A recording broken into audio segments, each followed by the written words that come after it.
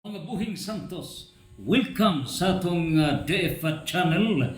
Inimusing so na Dr. DF mo dapit kaninyo dili ngadto karon nga pagaisgutan monotheistic wars. Nanong sabak kining monotheistic wars? Ang mono nagkahulugan usa ug ang theistic nagkahulugan may pagtuo sa Dios. Nang kini karon nga gitawag og monotheism, gubat kining monotheistic wars. Gubat kini nga manghitabo sa kalibutan ug kini gilarawan sa Israel pinaagi nga duna sila'y pagtuo nga Judaism. Ang Judaism usa kini kapag tuo nga usa lamang ka Dios. Pero ang ilang Dios mao ang Dios nga mahan. Pero wa sila'y pagtuo ni Kristo nga Dios. Ug hangtod karon ang Israel nagpaabot pa sa ilang Misaya. Mao kana ang Israel Judaism. Monotheism kay usa ra Dios. On the other hand, nakigsangka niini ang Islam countries o kini represented by Iran. So ang Iran, Islam kini, Diyos nga mahan gihapon ang ngalan Allah. Pero ang Islam wala magtuo ni Kristo nga Diyos. Nining puntuha karon monotheism kay usalay Dios. Niya na karon nga Islam represented niini karon nga Iran. Unya ang ikatulo mao kining gitawag og Christianity. Ang Christianity naggatuo sa usa lamang ka Dios, monotheism. So mono usa ra Dios sama sa Judaism, only one God, but God the Father. Ang Islam, only one God, Allah, God the Father. Mao na represented sa Iran. Unya, ang Christianity, nabahin kini sa Catholics, only one God.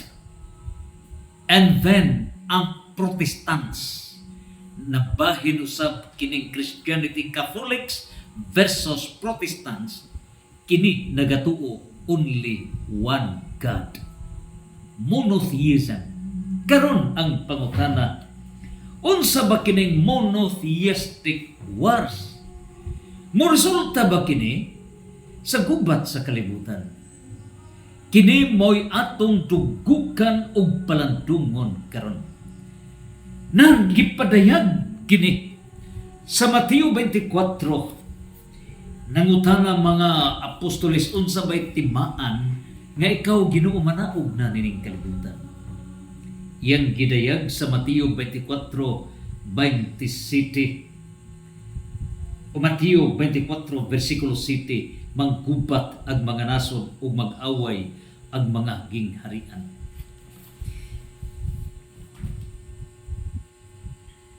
Niining puntuha karon, unsay analysis, unsay tinuod nga senaryo niini? It is religiously based war. Niining puntuha karon, ngano ba nga magkaaway? Niining puntuha, nagkaparihas og prinsipyo kining tanan. Unsa ba di ay ang balaod sa Dios mahitungod sa gubat? Kabubot-on ba sa Dios nga maggubat ang mga nasod? No. Kining an eye for an eye, a tooth for a tooth. Kining gitawag og mata bayrag mata, ngipon bayrag ngipon. Mao kini ang gibasihan, the Code of Hammurabi, nga an eye for an eye, kung pusilon ka basla nimo pusil nining putuha karon mao nay gipasikaran sa gubat. Pero this law on war was applicable only before the birth of Christ. Take note. Ang balaod sa gubat applicable before nagpakatao ang Dios nining kalibutan. Ug mao kini hinungdan nga during sa panahon ni David, during sa panahon sa mga Israelita, diha pa ang gubat allowed kadto niadtong mga panahon. Pero pagkatao na ni Jesus, gi-reverse, gibalik niya ang maong balaod. Inay lawas mo'y patyon, inay hate the enemy, ang solusyon sa Diyos, love thy enemy. Hate the sin but not the sinner. Mo'y hinungdan niya sa Mateo 5, versikulo 43 ngadto sa 45. Unsay balaod ni Kristo? Ang balaod ni Kristo nag-ingon, nakadungog kamo sa gingon kaniadto higugma ang inyong mga higala o dumti ang inimong mga kaaway. Hate your enemy. Apan karon sultihan ko kamo, higugmaa ang inyong mga kaaway ug pagampo kamo alang sa mga tao nga nagpasipala kaninyo. So gi-reverse, gibali sa Dios. In other words, this law on war was only applicable before Christ BC. But during the birth of Christ, Anno Domini, from year 1 pagkatao ni Kristo, pila na katuig gikan na tao si Kristo hangtod karon is 2025, in other words 2025 years. The law which should be applied by all the states worldwide is not the law on war, but it is spiritual revolution.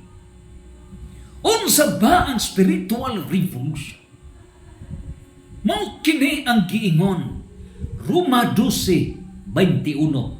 Ang 1:2 gi-reverse kana og 2:1. Roma 12:21. Ug mao kana ang niya sa Mateo City o Mateo 5 versikulo 42 ngadto sa 43. Higugmaa ang mga kaaway, dumti ninyo ang sala. To love the enemy is to hate the sin but not the sinner. Nang sa unsa pa kini pag-apply? Gi-apply kini ni San Pedro o ni San Pablo. Diha gidayag ni San Pablo sa Efeso chapter 6 verse 10 to 18. Nga niining putuha karon Christian soldiers. O kining Christian soldiers ang armas mao ang pulong sa Dios. O gituman kini ni San Pedro o ni San Pablo sa dihang ilang gipukan ang Roman Empire. Grabe kangilngig ang mga military sa Roman Empire, pero ang pulong sa Dios, Hebrew chapter 4 verse 12, sama sa espada nga duhay swab mulagbas kini. Napukan ang Roman Empire. Pinaagi lang sa kahung sa spiritual revolution. Mao kini ang pulong sa Dios. Mao gihimong armas. Efeso 6:10 ngadto sa 18. Si San Pedro o si San Pablo hangtod na lumpag ang Roman Empire. Ug mao kana ang dugukan ang simbahan nga gitukod ni Kristo, gidala ang alan nga Roman. Ngano Roman Empire was converted into the climax in the kingdom of God. Ang simbahan nga gitukod ni Kristo, nagmadaugon kini, nalumpag ang Roman Empire. Busa na tuman ang Daniel 2:44 nga nagaingon, ang Dios magtukod og iyang gingharian, and that kingdom is the church nga walay gahom nga makaagaw niya. Ug kining maong gingharian mulumpag sa tanang gingharian. Natuman kini ug busa mahimpit ang katumanan niini. 1 Corinto 15:24 ngadto sa 25 nagaingon, all the religious and political authorities shall come to an end. Patapos kini. Ug mahitabo na unya ang one world divine government. Sirach 10:4.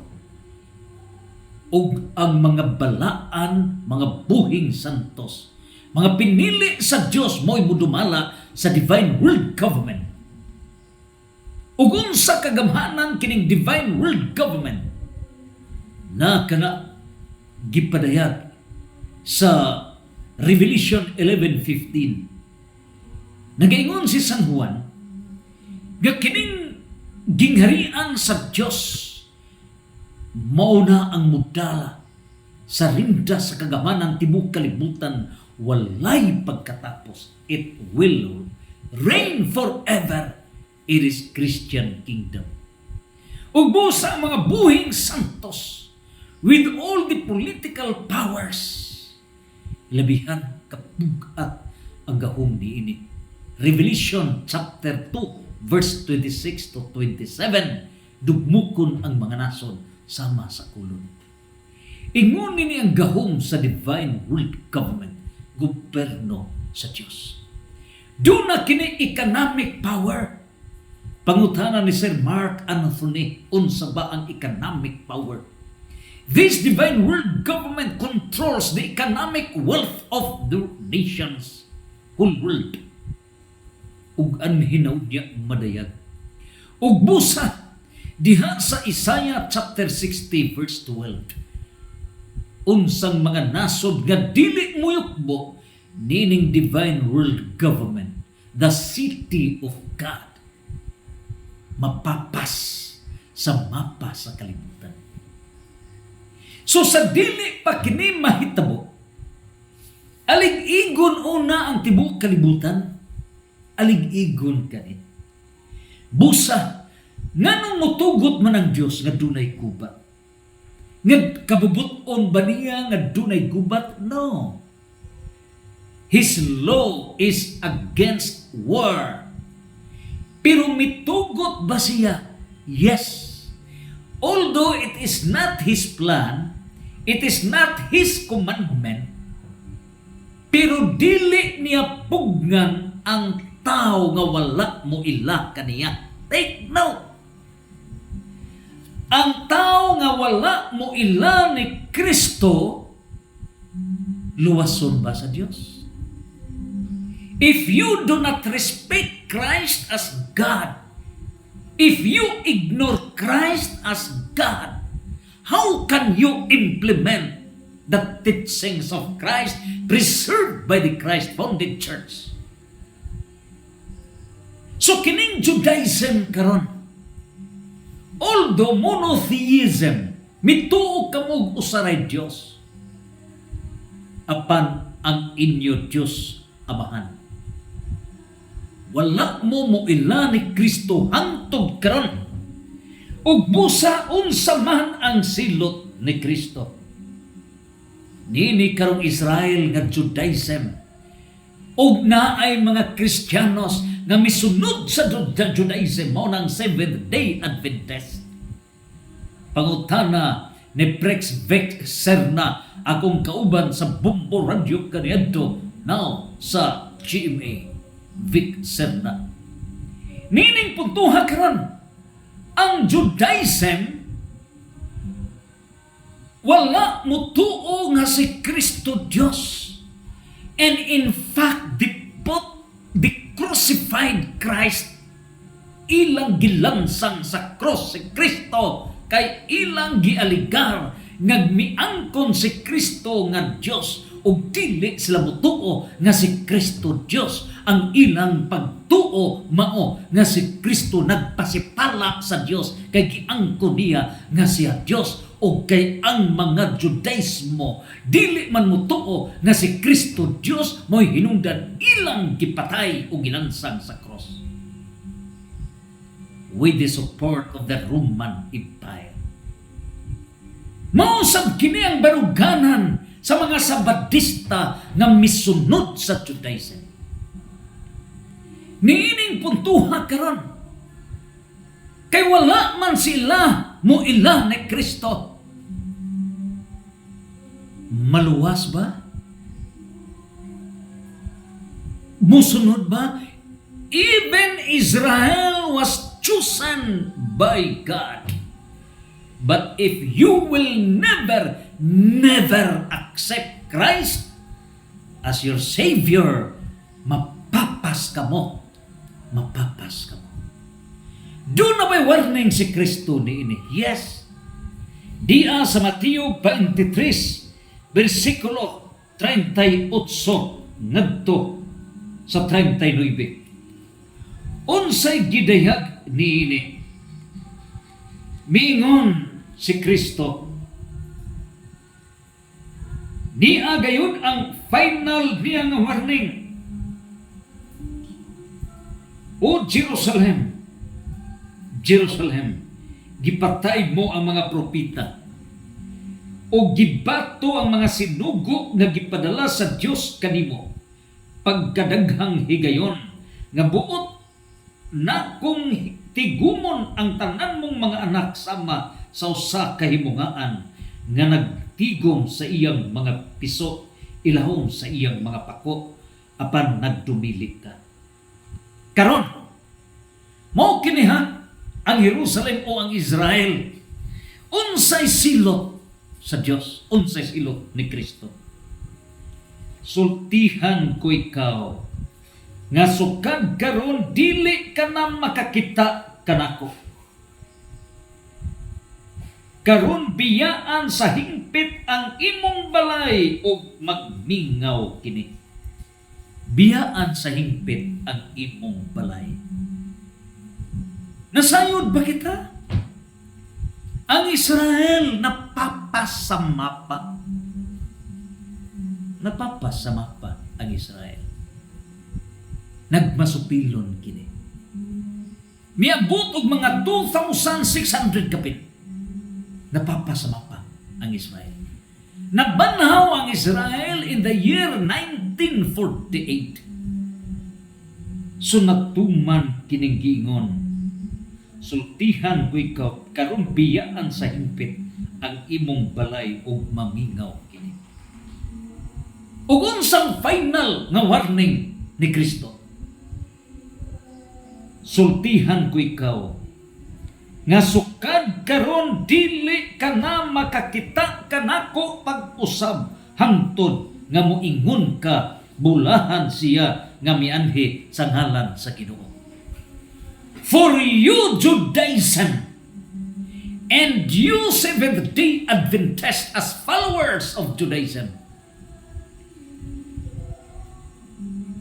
panalipdan ba ang Israel? Judaism? Giwarningan kini ni Kristo. Mateo 23, 39, sultihan ko ikaw, sukad karon dili ka na makakita kanako pag-usab. Dili ka na makakita kanako pag-usab. Meaning, pasagdan ka Israel. Pasagdan ka. Kay misalikuhay ka sa dalan. Si Kristo mao ang dalan. Juan 14, versikulo 6. Siya ang dalan. Mitipas mo Israel. Siya ang kamaturan. He founded the church with the teaching of authority. Pero wala mo maminaw. Siya ang kinabuhi. There is salvation, integral salvation, body and soul. Wala man mo musubay. Busa, biyaan ka. Nan karon atake ang Iran batok nimo Israel. Kung mo balang kay gipili ka, pero ikaw wala mo pili ni Kristo. tibugsok ka Israel.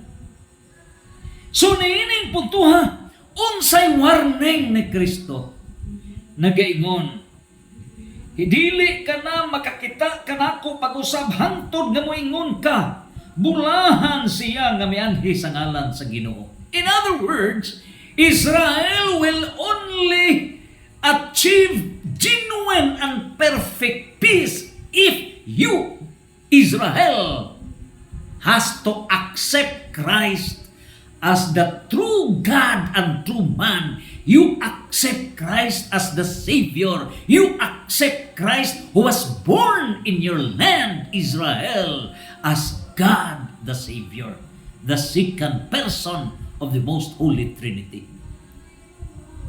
Hangtod nga imong dawaton si Kristo nga maoy Dios, God the Son, anha pa ikaw makabaton og tinuod nga kalinaw.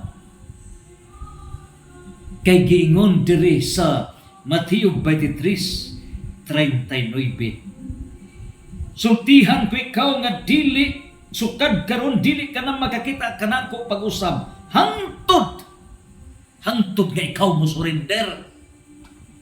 Sa unsa mang paagi nga ikaw Israel mo surrender, moingon ka, bulahan siya nga mianhi sa ngalan sa Ginoo.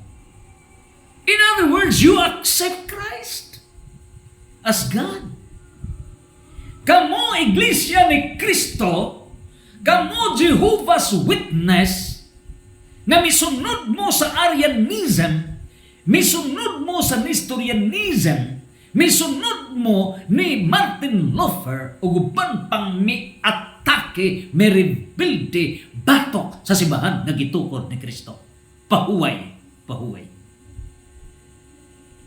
So niining tanan for you, Judaism, connecting with Seventh-day Adventist, connecting with Jehovah's Witness, connecting with Iglesia ni Kristo, which connects Arianism and Nestorianism. Kamong tanan, you have to accept Christ as the Savior, Christ as God. Number 2, nining puntuha karon unsa may dagan, unsa may strength nining Judaism. Ang Israel, doon na sila'y 15.8 million ang mga followers niini sa Judaism. 15.8 million. Pero pila ka mga nuclear weapons ang Israel, 90 ka mga nuclear weapons ang Israel. So, gamiton nila kining 90 ka nuclear weapons batok sa Iran. Nining puntuha karon, ang Iran is Islam. Ni karon ang Islam, pila pa'y population sa Islam tibuok kalibutan. Ang population sa Islam is 2.2 billion. So out of 8.1 billion people, 2.2 billion Islam. Nagatuo ta? Nagatuo mo? Nga kung maggubat na gayon dughoy gutudo kining nuclear weapons sa Iran versus Iraq, pila ba ka nuclear weapons sa Iran? Ang Iran dunay napulo ka nuclear warheads. Napulo versus Israel nga 90 ka nuclear warheads. Mas daghan ang Israel. Pero nganong isog man ang Iran? Tungod kay supported sila sa 2.2 billion ka mga Islam, ka mga Muslims. Unya, nasayod ba kita? Nganong isog ang Iran? Because supported kini sa Rusya. Ang Rusya mao'y inahan o nagda sa communism since 1917, although lumpag sa 1991. Pila ba ka nuclear weapons ang Rusya nga nag-back up sa Iran? Doon na sila 5,460 nuclear warheads. Asa ka? 5,460 nuclear warheads. Wa pay labot sa China and other communist countries. So mao na nga hilabihan gyud ka isog ang Iran nga makigsangka diha sa Israel. So niining puntuha unsa pay relihiyon sa Iran? Mituo ba sila ni Kristo? No! Wala sila pagtuo ni Kristo. They neglect Christ. They do not believe Christ as God. 2.2 billion Islam. Meaning puntuhan kay wala man sila motuo. In other words, ilang gideny, ilang gineglect, ilang gi-ignore ang sugo ni Kristo against wars. Batok sa mga gubat na napate diri sa Matthew chapter 5 verse 43 to 44. Ug diha usab sa Efeso chapter 6 verse 10 to 18. Meaning puntuha karon arita sa Christians, Christianity. Ang Christianity sa pagtukod ni Kristo sa iyang gingharian, sa pagtukod ni Kristo sa iyang simbahan nga maong gingharian sa Dios dinhi sa kalibutan. Ginganlan ba niya sa ngalan? Did Christ name the church when He founded it? For all the pastors, answer the question categorically, yes or no. In Matthew chapter 16 verse 18 to 19, sa diha nga gitukod ni Kristo ang iyang gingharian, ang simbahan nga iyang gitukod, ginganlan ba niya? Wala. Wala. Why? God is not after of name. He is after of action. It does not necessarily mean nga ang ngalan mo'y makapatungha sa usa ka butang. Take note all the pastors kay pataka mo dihang debate nga wa mo'y bises. It is not the name that makes a thing.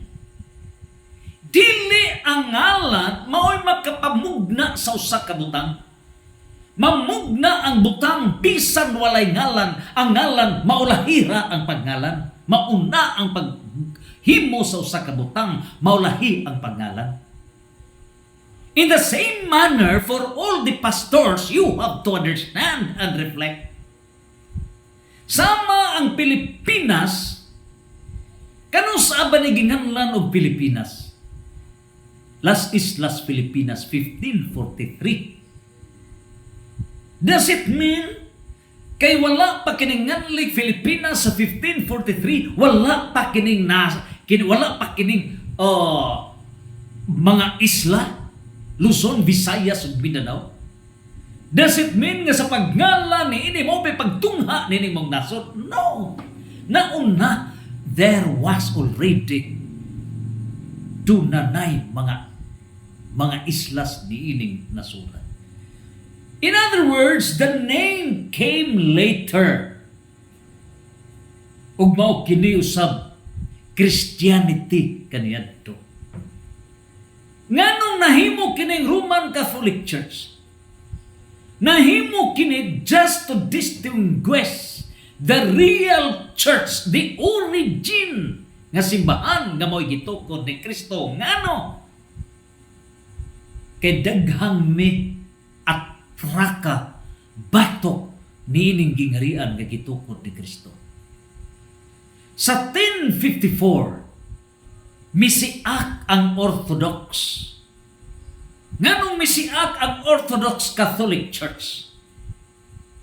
Kay ang Roman Empire na bahin sa duha, Eastern Roman Empire centered sa Constantinople ug ang Western Roman Empire centered diya mismo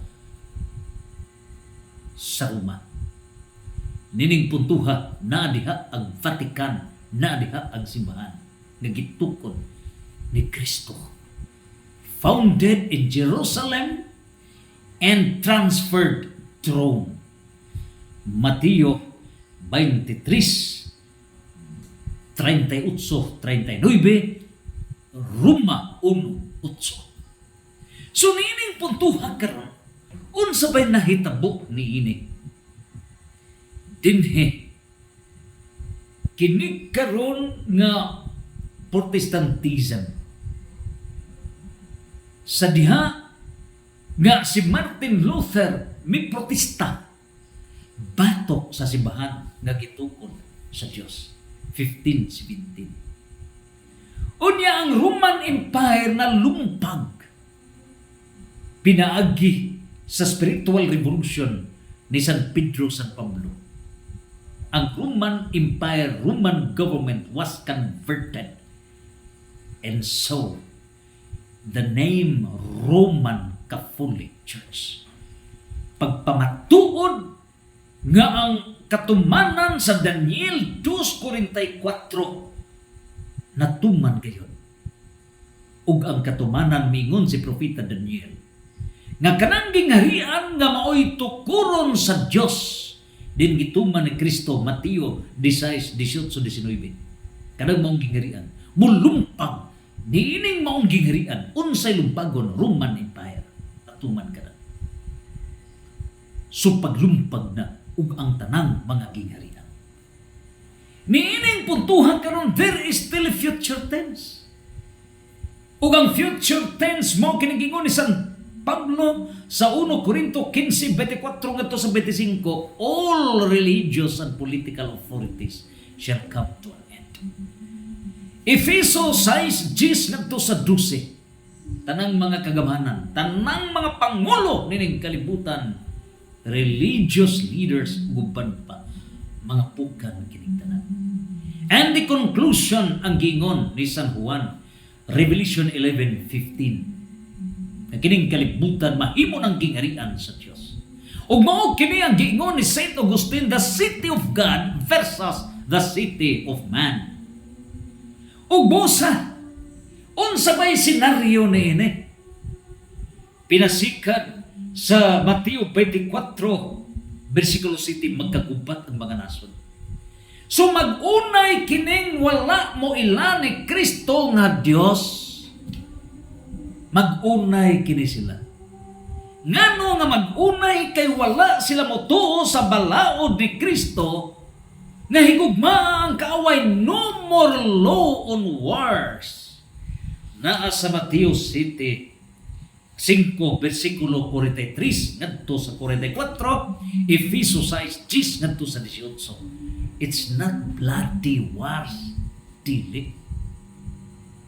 Ang gi-implement sa mga gobyerno sa kalibutan karon mao ang dunay military gubat ito. It is deception. It is deception. It is wrong. Mechanics ka na ni Satanas. It's not a Christian act. So nining puntuha karon, ang Judaism wala mo ila ni Kristo, and therefore ang balaod ni Kristo batok sa gubat, ignored ka na. So gubat sila. Ang Islam countries wala mo tuo ni Kristo, busa wala nila tuoi ang balaod ni Kristo nga walay gubat. Walay bloody wars. O karon ang pangutana unsay role sa United States of America. Unsa may papel sa Amerika? Ngano nga mikam-en ang Amerika sa Israel? Israel, Judaism, monotheism, Judaism. Islam, pinaagi sa Iran and backed up by 2.2 billion ka mga Muslims o Islam. Monotheism, Allah. O kining USA, unsa bay role niini? Nasayon ba kita? Sa 1802, Thomas Jefferson mao'y presidente sa Estados Unidos, iyang gineclare ang church and state separation.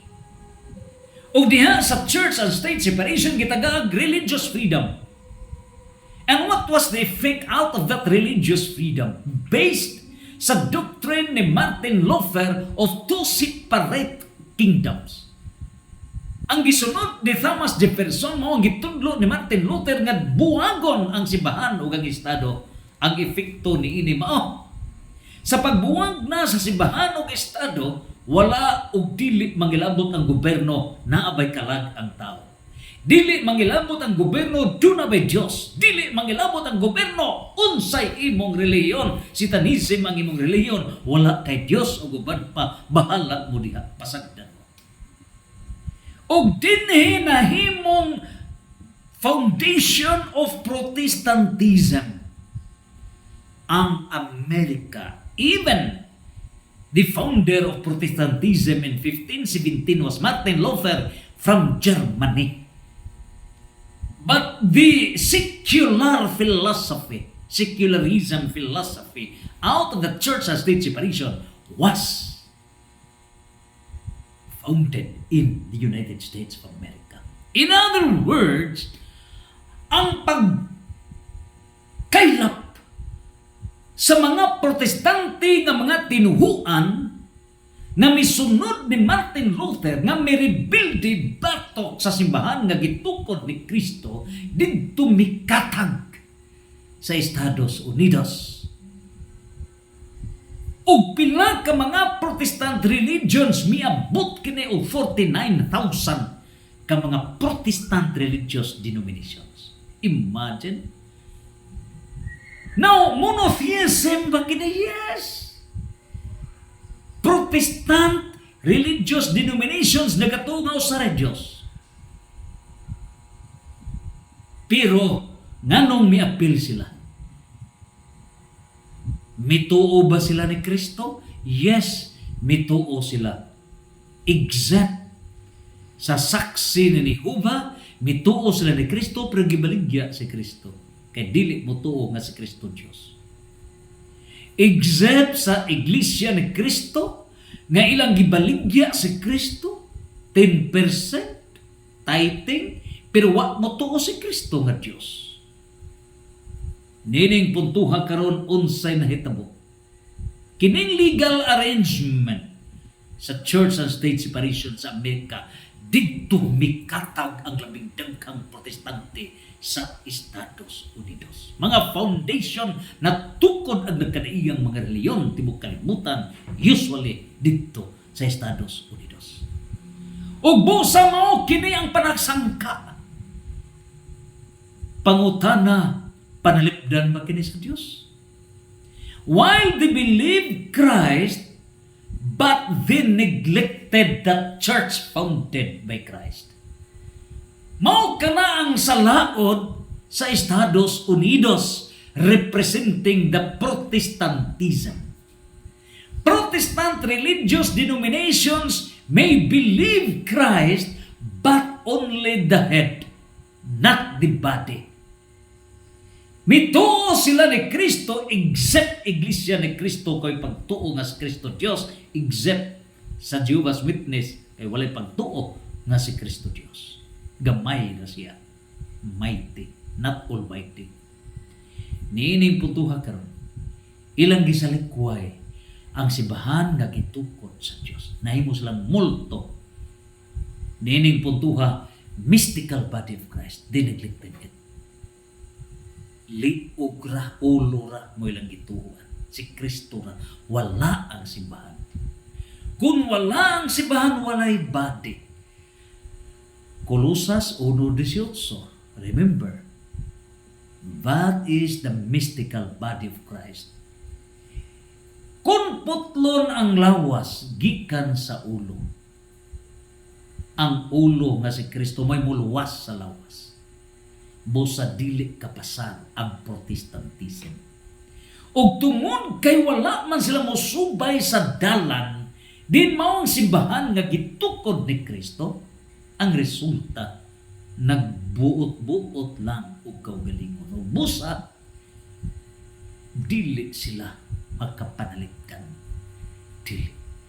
Busa, warningan sa Diyos, Mateo 24, versikulo 7, maggubat ang mga nason o mag-away ang mga gingharian. Sumag-unay kini. Mao ni gitawag og monotheistic wars. Tulo.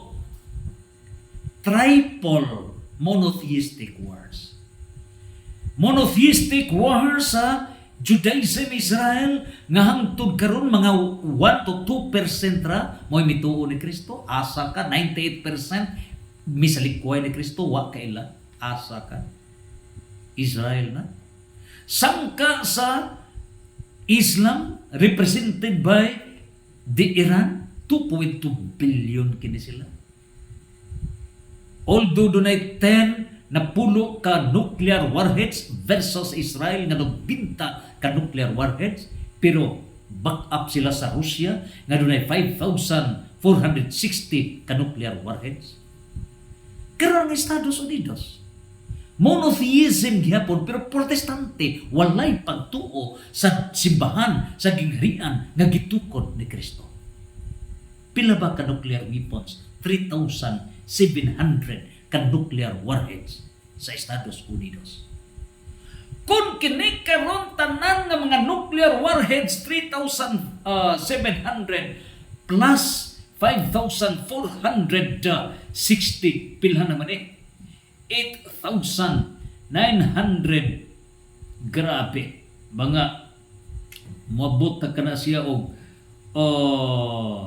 9,000 plus no pinta og napulo Ginoo ko, moabot na kini di na mabangbang 9,000 plus ka mga nuclear weapons, nuclear warheads.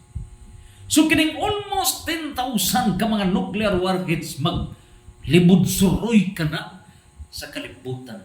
Unsa may mahitabo? Unsa may papurma sa kalibutan?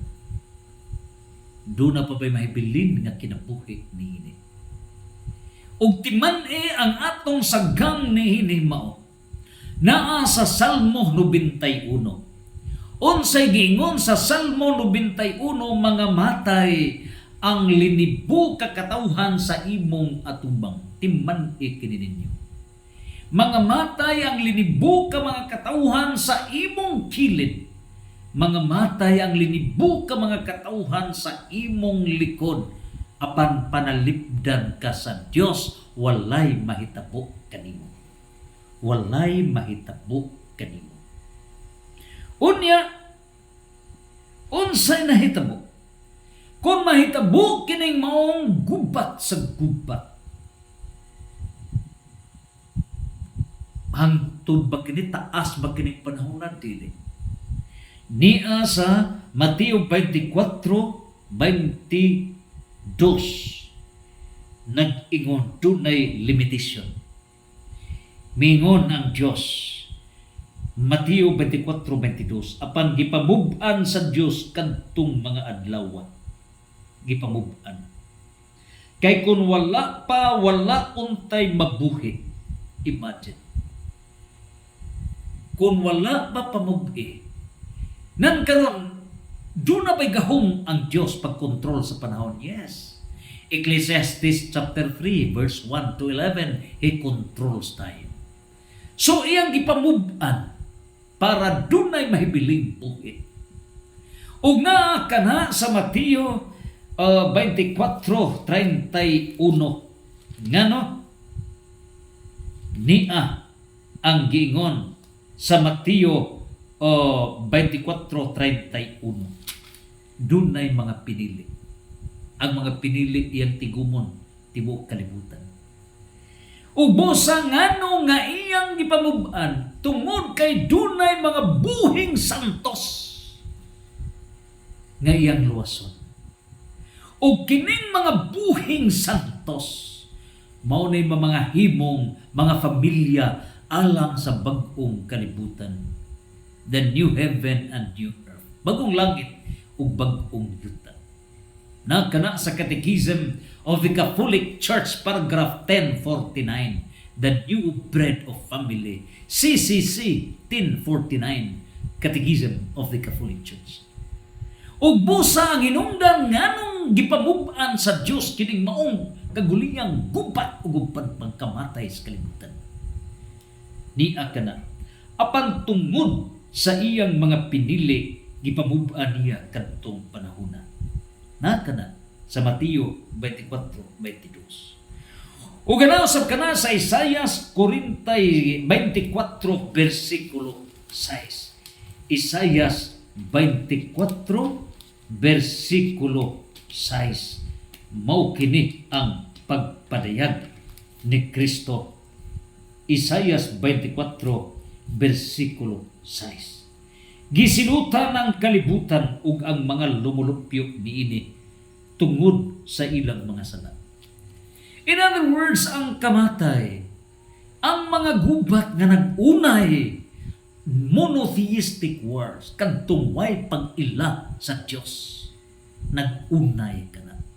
Way pag-ila ni Kristo nga Dios, nag-unay kana. Mao'y mga wa niining kalibutan. Gisilutan ang kalibutan ug ang mga lumulupyo niini tungod sa ilang mga sala sa di pag-ila ni Kristo. Nga mao'y hari ni ining kalibutan. Christ is the King.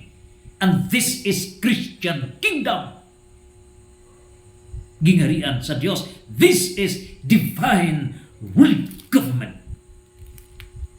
Ug busa ang panagna ni Isaiah, propeta Isaiah 24 verse 6. Gisinutan ang kalibutan ug ang mga lumupyo niini tungod sa ilang mga sala.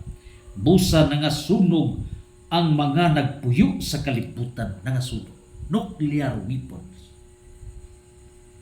Ug tungod niini diyutay na lamang ang magpabiling buhi. Gamay ra ang mahibiling buhi. Mao kini ang panagna. Prophecy is history written in advance. Wala pa mahitabo, di tug-an na daan. So mao kini ang mahitabo ug busa unsabay dagan niini. Ang mga Christians miabot kini og 2.4 billion. Ang mga Muslims 2.2 billion. But out of 2.4 billions nga mga Christians, Catholics is 1.4 billion. In other words, 1 billion niini mga Protestants outside of the Christ-founded church, led by the United States of America nga karon miapil ug musangka sa kupay. Mga papas niining tanan mag-unay ang outside of the kingdom of God. This is the church, the kingdom of God. Niining puntuhan karon, does it mean ng mga Catholics mo'y maluwas? It does not follow. 1.8 billion.